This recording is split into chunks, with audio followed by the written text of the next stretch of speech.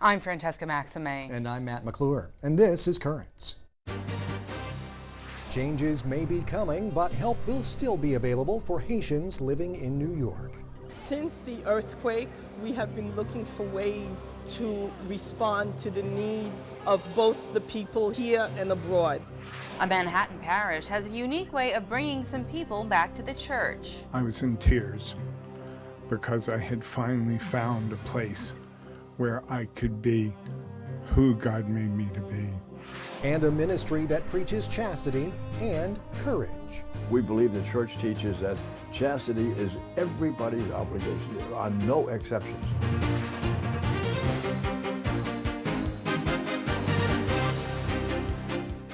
Good evening and thank you for joining us. Haitians are still in desperate need of help nearly 6 months after the massive earthquake struck their homeland. And getting that help has recently taken a different form. The Resource Center at the Brooklyn Armory closed its doors last month because of a decline in the number of people going there for help. The center has transitioned to a community support model. We learned more about this change and the needs of Haitians affected by the earthquake when we visited St. Thérèse of Lisieux Parish in Flatbush. I heard about it. It's being closed. I don't know how good that is because right now, the situation right now, how important that was to the community. But now to decide to close that, it's really, again, that makes things even harder. The armory was not utilized as it should. I mean, it was wonderful that the governor and the mayor put together to open it so we could outreach services for the people, but unfortunately, to the best of my knowledge, the armory was not used. The thing is, the needs are there. There's great need. We are traumatized people. January 12th changed everyone's life. I came here after the earthquake in Haiti. And I have Simon Spaniard. When I get here, my father's baby died in the earthquake in Haiti. I don't have somewhere to live. I don't have food for the baby. I don't have nothing. I don't have work.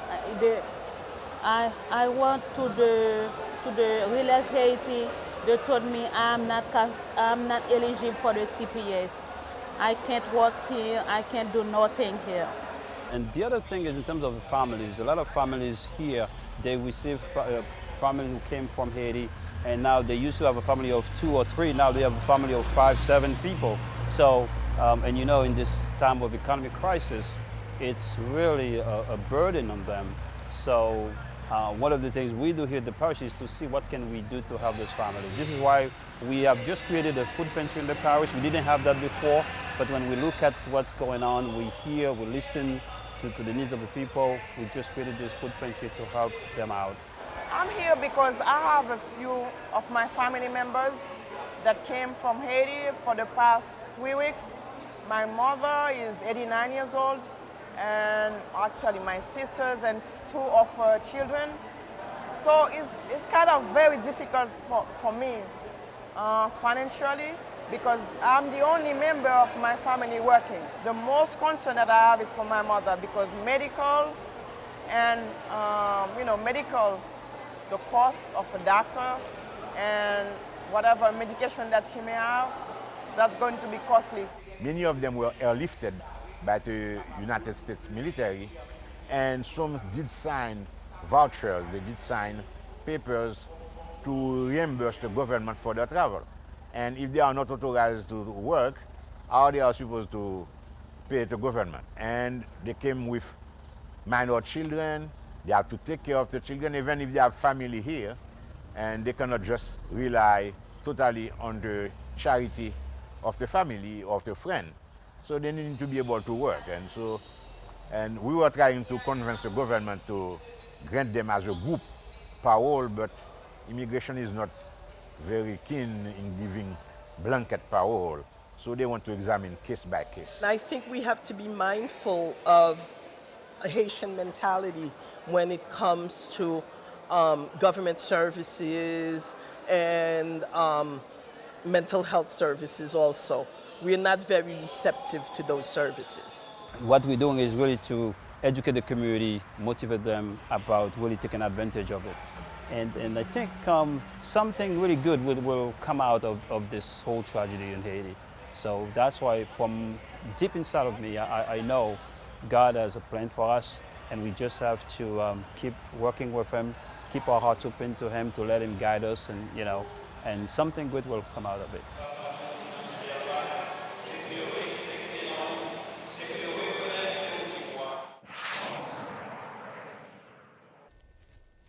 Well, another important piece of news to pass along to Haitians. The deadline to register for temporary protected status is later this month.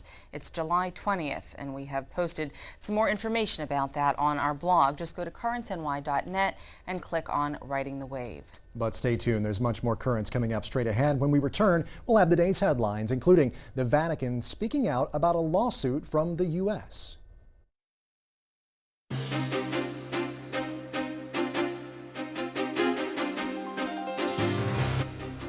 Welcome back to Currents. I'm Francesca Maxime. And I'm Matt McClure. Coming up later, two different perspectives on how to reach out to people who feel that the church has shut them out. But first, let's turn to the day's headlines. The Vatican spoke out today on this week's Supreme Court ruling that allows a lawsuit against the Holy See to move forward. An anonymous plaintiff filed suit against the Vatican 8 years ago in an Oregon courtroom. The suit accuses the Catholic Church of transferring a priest accused of sexually abusing minors decades ago instead of turning him into the police. Vatican lawyer Jeffrey Lena told Catholic News Agency the Supreme Court's decision to let the case continue has nothing to do with the merit of the lawsuit. Lena said the case would return to Oregon so the rest of the defense could be heard. Even after a meeting between the country's president and Catholic cardinal, a leading human rights group says Cuba has created a climate of fear among activists and journalists working there. Amnesty International released the sobering report Wednesday. The London-based organization said that the country's court system and penal codes are used to stifle dissent and urged the government to release what it identified as 53 prisoners of conscience. CNN's David Ariosto has a story from Havana. The country's human rights record came under intense scrutiny earlier this year after jailed dissident Orlando Zapata Tamayo died following a hunger strike. His death sparked international condemnation from Europe and Washington and drew a rare statement of regret from Cuban President Raul Castro. But a recent series of transfers of prisoners to jails closer to their homes and the release of 2 political dissidents have raised questions of whether Cuba is now slowly changing its policy towards its political prisoners. Last week, jailed activist Darcy Ferrer was released and reunited with his family after waiting a year for his trial. His release follows a meeting between President Raul Castro and a top Vatican official whose visit came amid signs of growing influence by Cuba's Roman Catholic Church. In May, Cuba's Roman Catholic Cardinal Jaime Ortega described a rare 4-hour meeting with President Castro as a, quote, magnificent start to talks surrounding the potential release of some of the island's jailed dissidents. Ortega had earlier negotiated a settlement with the government that allowed a group of women protesters to march, putting a stop to what had become a sort of weekly pro-government demonstration that would surround the women and prevent them from marching. Now, here in Cuba, many are hoping for more talks as church officials and human rights groups have expressed their desire for more prisoner releases. And that is David Ariosto reporting. Now, CNN did try to talk with Cuban government officials, but they had no response. Pope Benedict met with embattled former German Bishop Walter Mixa in Rome today. Mixa resigned as Bishop of Augsburg in May after allegations of fraud and physical abuse of children who had been in his care. Last month, Mixa said he submitted his resignation under duress and wanted to rescind it, so he requested today's meeting with the pontiff. Reports say Pope Benedict told the bishop to retire for a time of silence, meditation, and prayer. A Vatican statement confirmed Mixa's resignation is still in effect. Atheist author and commentator Christopher Hitchens announced yesterday he will soon begin chemotherapy treatment for cancer. In a posting on Vanity Fair's website, Hitchens said his doctor advised him to seek the treatment for a tumor on his esophagus. Hitchens is a major advocate of new atheism and wrote in a 1995 book that Mother Teresa was, quote, no friend to the poor. He said the revered nun opposed structural measures to end poverty. And finally, the famous mountaintop statue of Jesus Christ in Rio de Janeiro, Brazil, was revealed for the first time Wednesday since it underwent a multi-million-dollar restoration. The Christ the Redeemer statue stands at 125 feet tall atop the Corcovado mountain. It was erected in 1931, but had cracks from weather damage and was missing some of its soapstone coating. To repair it, the restoration team had to cut more than 60,000 small rocks from the same quarry used for the original statue.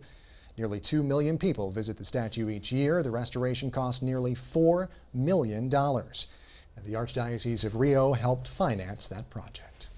Stay tuned, there's much more currents coming up. Just ahead, what drew these people back to the church? You're not shut out at Xavier. If you're Roman Catholic or if you're interested in our faith, you're welcome here, fully who you are.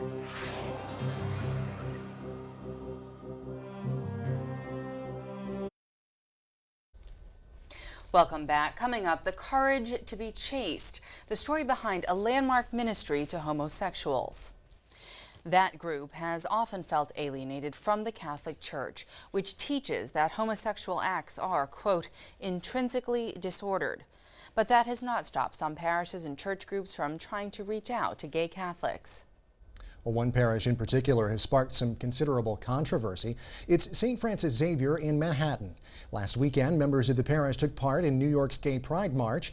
Doing so, they say, is a form of outreach. The parish claims to have brought a lot of people back into the church who have same-sex attraction through this ministry. So last weekend, as they prepared to march, we went to the parish to talk to some of those involved. David Pace's story is a common one among parishioners at this church in Chelsea. He had been away from the Catholic faith for years until a friend recommended he visit St. Francis Xavier Parish.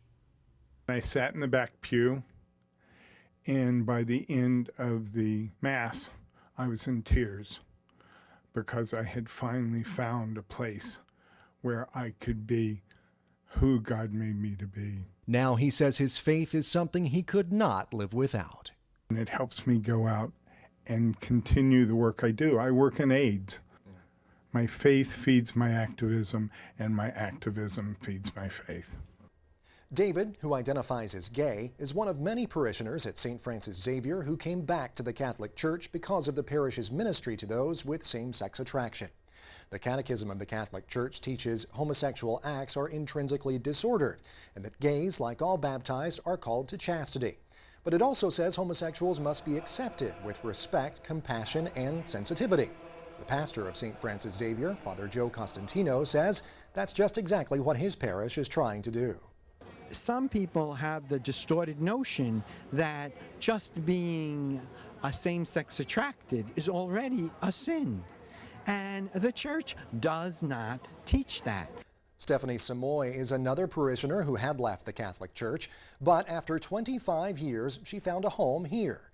Now she's leading a parish group as they march in the New York City Gay Pride Parade. What's special is you're not shut out at Xavier. If you're Roman Catholic or if you're interested in our faith, you're welcome here, fully who you are. Plans for church members to march in the parade stirred up some controversy recently when Archbishop Timothy Dolan requested they not carry a banner identifying the parish.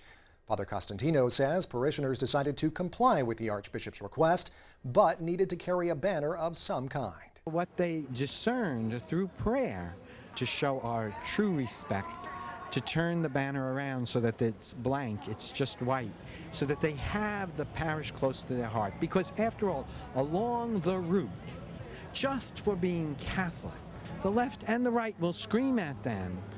Father Costantino said the Archbishop's concern was that if the group carried a parish banner, it may give the false impression that the church is somehow serving as sponsor of the parade or endorsing other sentiments or actions in it.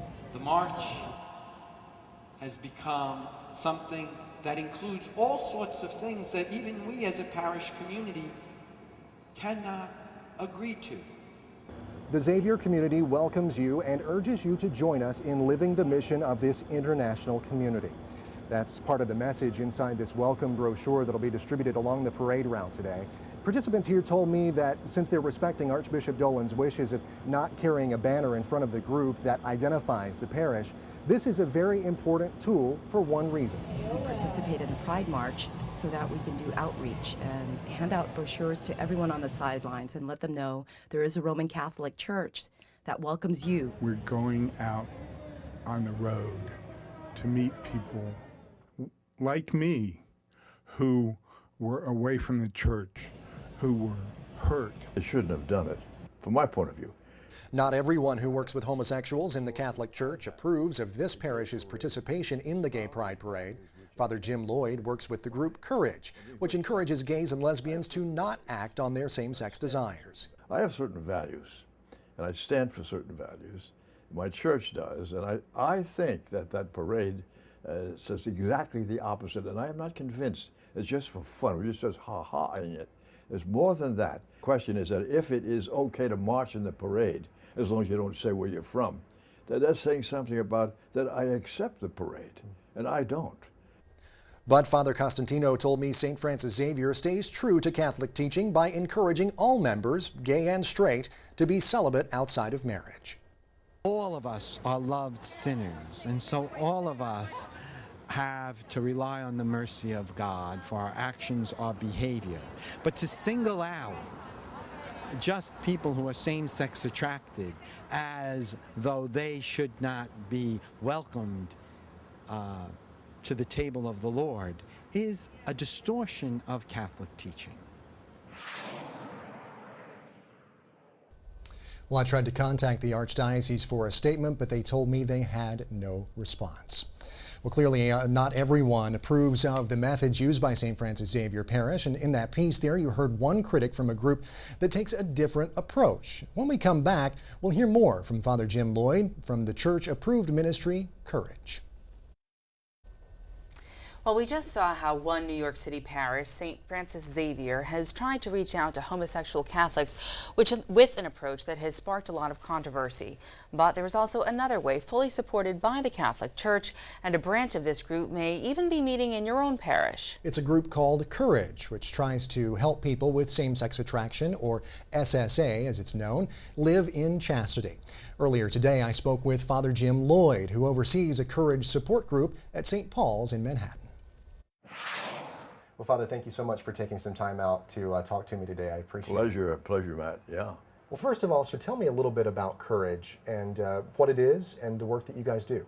Well, Courage was founded by Cardinal Cook for the exact purpose of not catering, but ministering to people of the same-sex attraction, i.e. homosexual. We don't use the word gay, by the way, which is a political lens to it.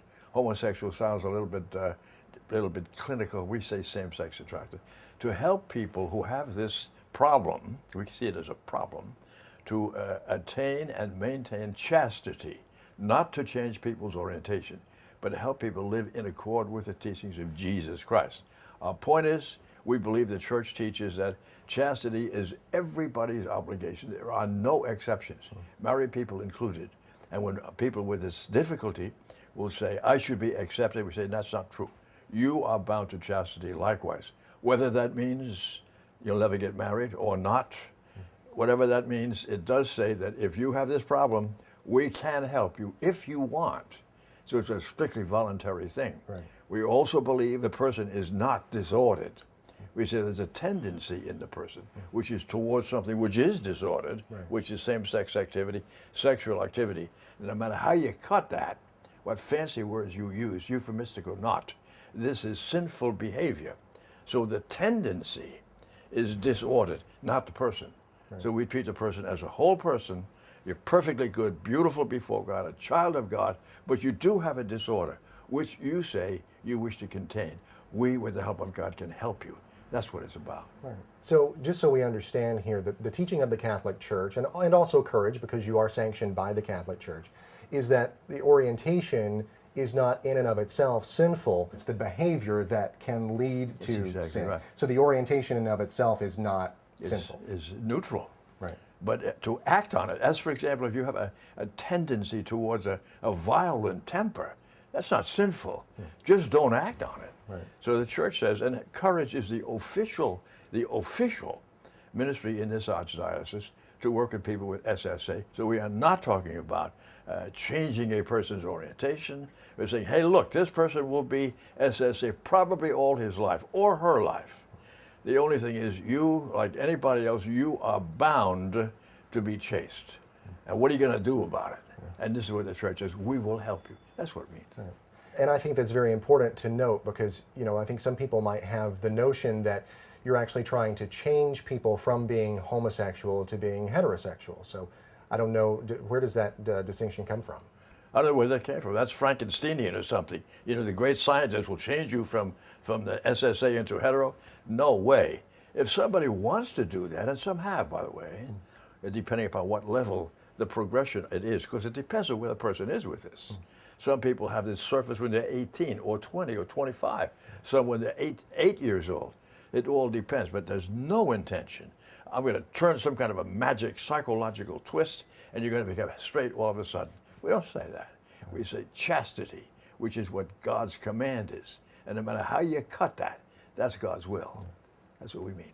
Well, we're just scratching the surface here, but our time has come and gone. So if you could, before we wrap up, let people know how they can get in touch with you if they would like to, or if they know someone who would like to get in touch with you about Courage. Easy. The phone number of the office is 212-268-1010. 212-268-1010. That's the main office. Ring there, and from there on in, the Holy Spirit takes over. Well, Father Lloyd, thank you so much for joining us here today. We really appreciate your time. Con mucho placer. Thanks. Well, I have written more about Courage and the church's outreach to Catholics with same-sex attraction over at our blog. Just go to currentsny.net and click on Riding the Wave. Well, that is it for tonight. Tomorrow, we go forth for the 4th, just a little bit early. We'll take you to a parade celebrating the holiday that was held last weekend and hear from Bishop DiMarzio about the meaning of the 4th. Well, in the meantime, remember you can always catch us online. We are over at currentsny.net. Check out our Facebook page as well. Until next time, I'm Matt McClure. And I'm Francesca Maxime. Thank you so much for joining us and have a great night.